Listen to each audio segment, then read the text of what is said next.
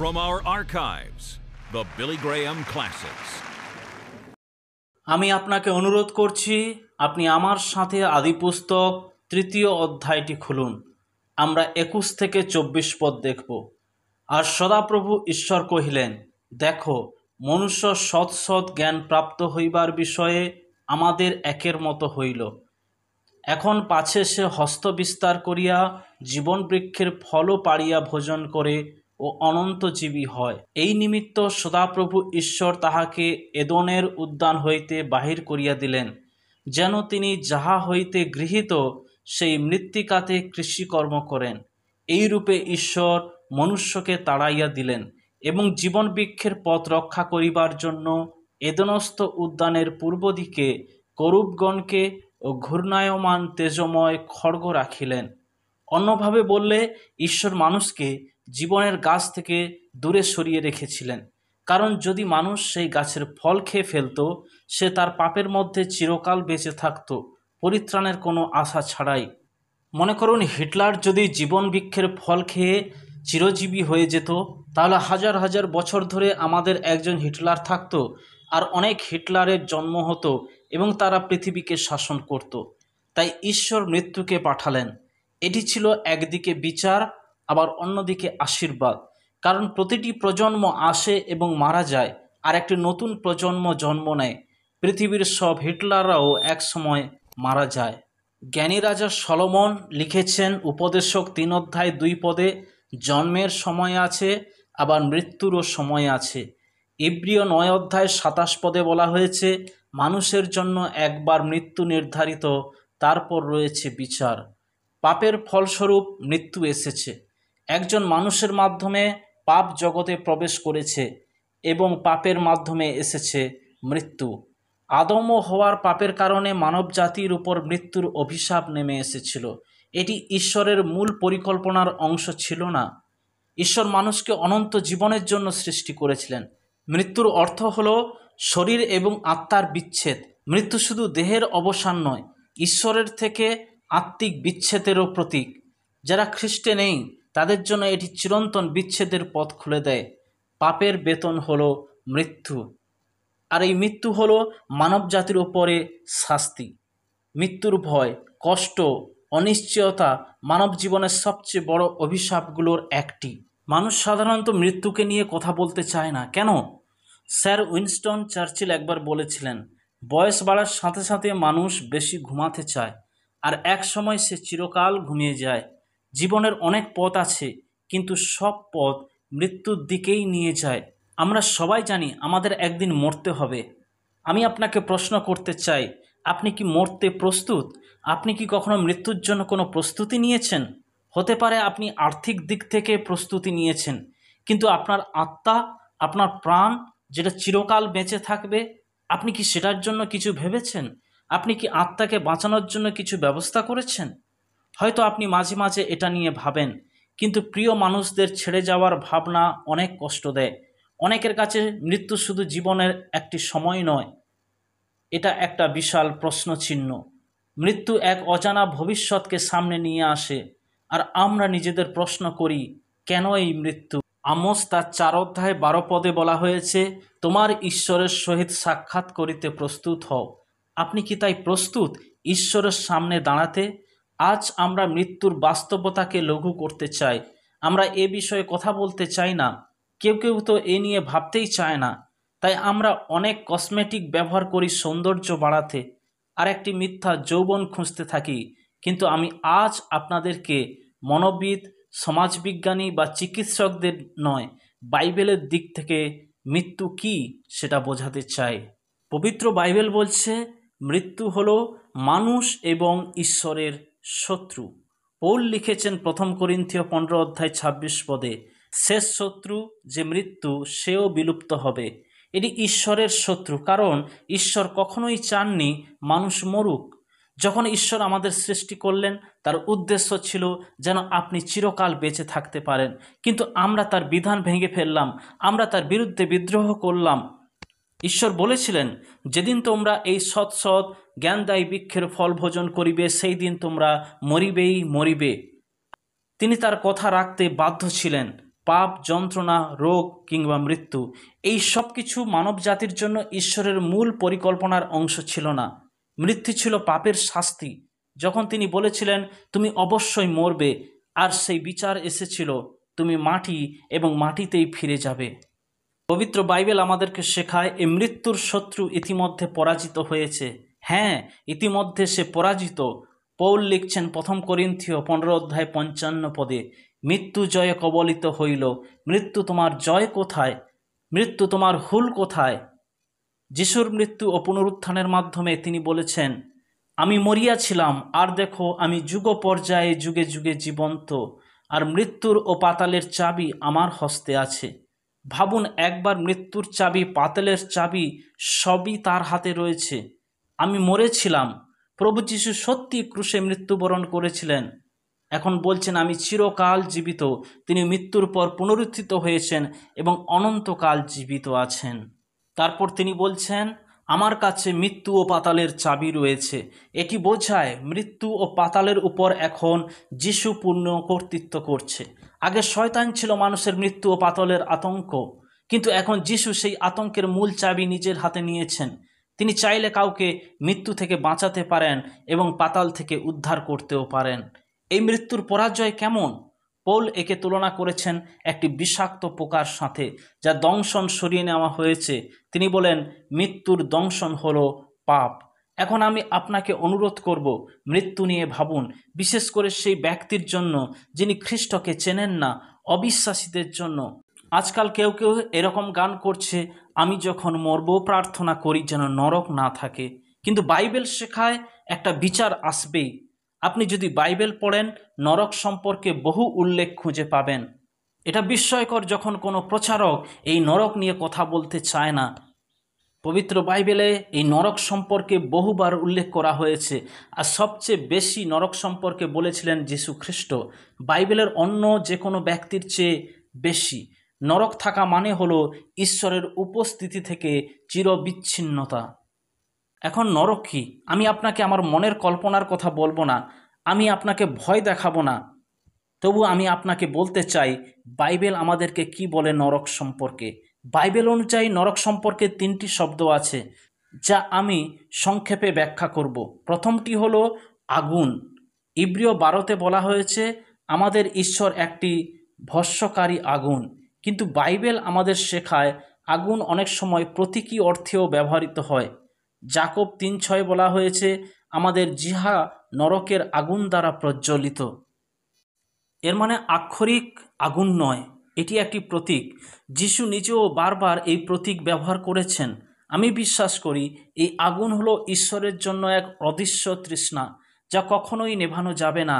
আপনি চিরকালের জন্য প্রবেশ করবেন, আপনি ঈশ্বরের জন্য তৃষ্ণা নিয়ে চিরকাল থাকবেন, কিন্তু কখনোই আপনি তাকে খুঁজে পাবেন না। আপনি কখনোই সেই তৃপ্তি বা পরিপূর্ণতা লাভ করতে পারবেন না যেটি আপনি এই জীবনে হারিয়েছেন। দ্বিতীয় যে শব্দটি ব্যবহার করা হয়েছে সেটি হলো নরক হলো অন্ধকারময় স্থান। বাইবেল বলে ঈশ্বর হলেন জ্যোতি। মথি 8:12তে বলা হয়েছে রাজ্যের সন্তানগণ বাইরে অন্ধকারে নিক্ষিপ্ত হবে। নরককে বলা হয়েছে বাইরের অন্ধকার। এই অন্ধকার মানে ঈশ্বরের উপস্থিতি থেকে চিরবিচ্ছিন্নতা। এই কারণে যারা নরকে যাবে তারা কেউ কাউকে দেখতে পাবে না, কারণ চারিদিকে শুধু অন্ধকার থাকবে। নরক মানে হচ্ছে তাই ঈশ্বরহীনতা, আলোহীনতা এবং বিচ্ছিন্নতা। তৃতীয় শব্দটি যিশু ব্যবহার করেছেন দ্বিতীয় মৃত্যু। ঈশ্বর হচ্ছেন জীবন। দ্বিতীয় মৃত্যু মানে জীবন থেকে চির বিচ্ছিন্ন হয়ে যাওয়া। প্রকাশিত বাক্য 20:14 বলা হয়েছে মৃত্যু ও পাতাল অগ্নির হ্রদে নিক্ষিপ্ত হলো। এটাই দ্বিতীয় মৃত্যু।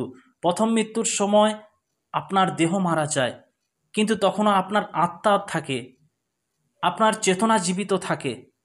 তবে ঈশ্বরের প্রতি আপনি মৃত হয়ে যান। অনেকে আছেন যাদের আত্মা ঈশ্বরের প্রতি মৃত। আপনার শরীর জীবিত, আপনি মণ্ডলীতে যান, আপনি ধার্মিক মানুষ, ঠিক যেমন পৃথিবীর অনেক মানুষ রয়েছে। কেউ কখনো নরকে যাক এটা ঈশ্বর কখনো চাননি। তিনি নরককে আমাদের জন্য সৃষ্টি করেননি, তিনি এটি শয়তান এবং তার দূতদের জন্য তৈরি করেছেন। কিন্তু আপনি যদি শয়তানের পথে চলতে থাকেন তবে আপনার গন্তব্য সেই নরক হতে চলেছে। যখন যীশু ক্রুশে মারা গেলেন সেটা ছিল একটি বিচার, ঈশ্বর আপনার হয়ে যিশুর ওপর শাস্তি দিয়েছেন, আপনার বিচার যিশুর ওপরে চাপিয়ে দিয়েছেন। আর তাই তিনি ক্রুশের উপরে চিৎকার করে বলেছিলেন, ঈশ্বর আমার, কেন আপনি আমাকে পরিত্যাগ করেছেন।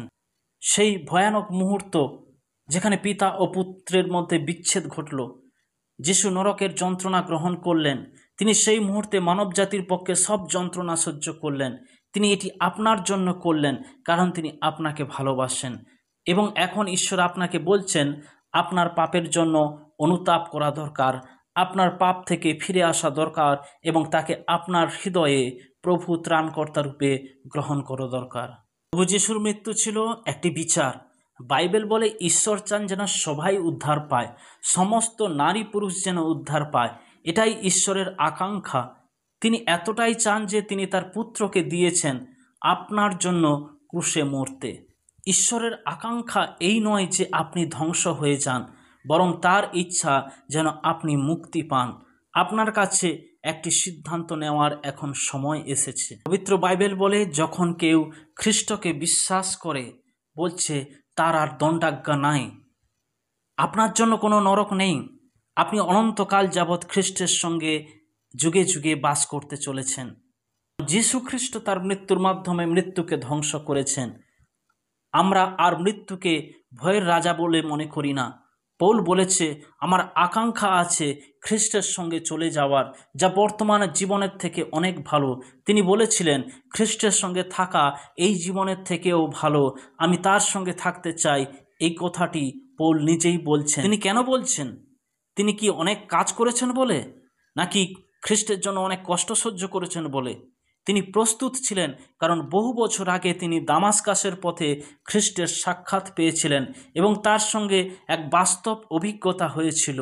খ্রিস্ট তার হৃদয়ে প্রবেশ করেছিলেন আর তিনি খুঁজে পেয়েছিলেন শান্তি, আনন্দ ও জীবনের পরিপূর্ণতা।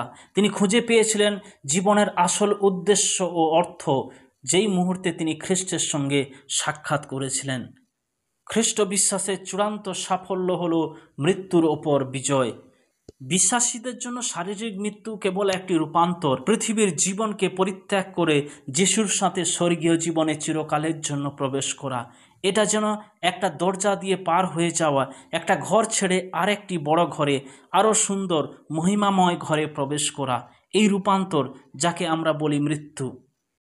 আর এর ভিত্তি হল যিশুর পুনরুত্থান। আমরা জানি যিশু যেহেতু মৃত্যু থেকে উঠেছেন, তিনি আর কখনো মরবেন না।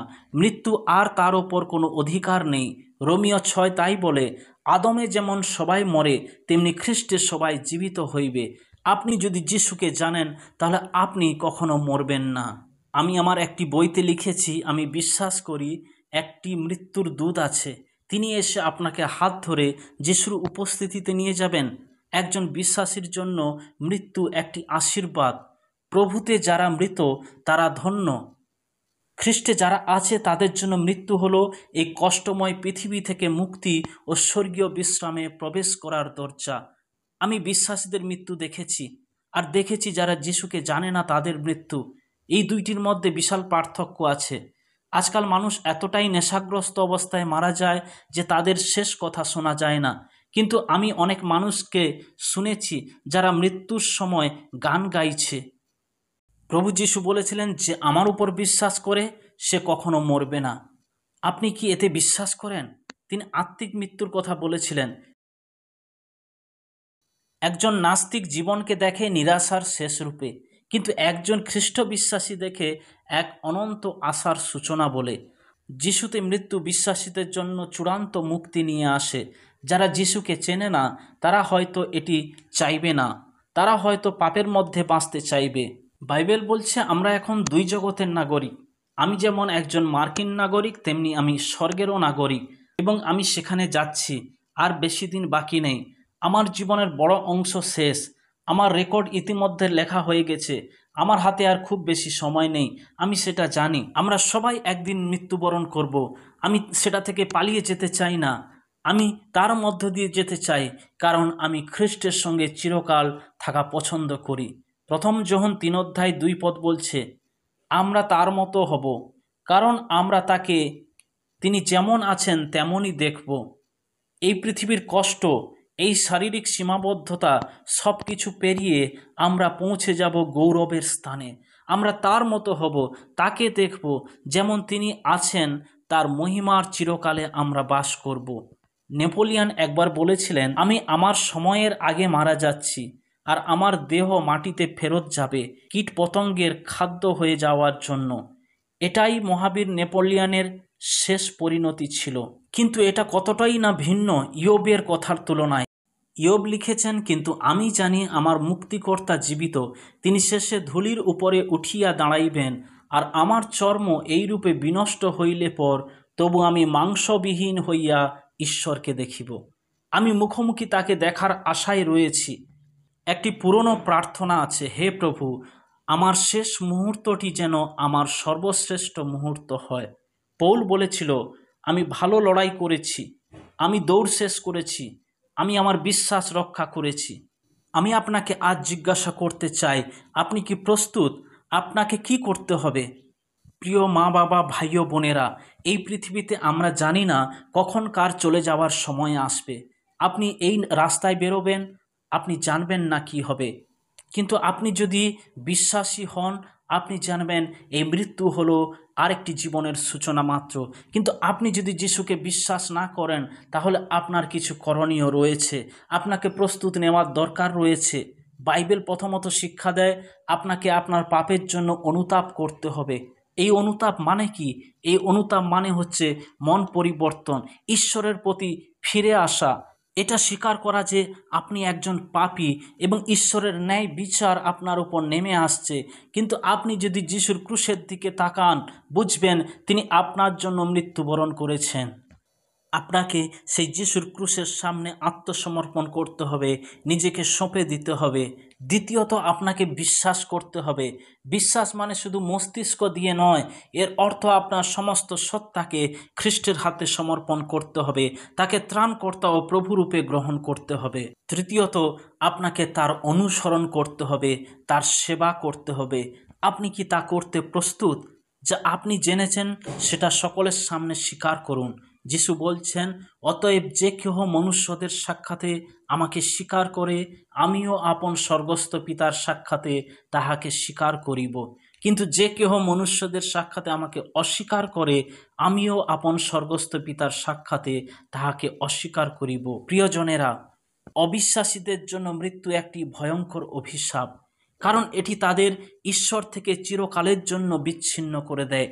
কিন্তু বিশ্বাসীদের জন্য মৃত্যু একটি আশীর্বাদ, কারণ এটি তাদের যন্ত্রণার জীবন শেষ করে যিশুর সঙ্গে চিরন্তন জীবনে প্রবেশের দরজা উন্মুক্ত করে দেয়।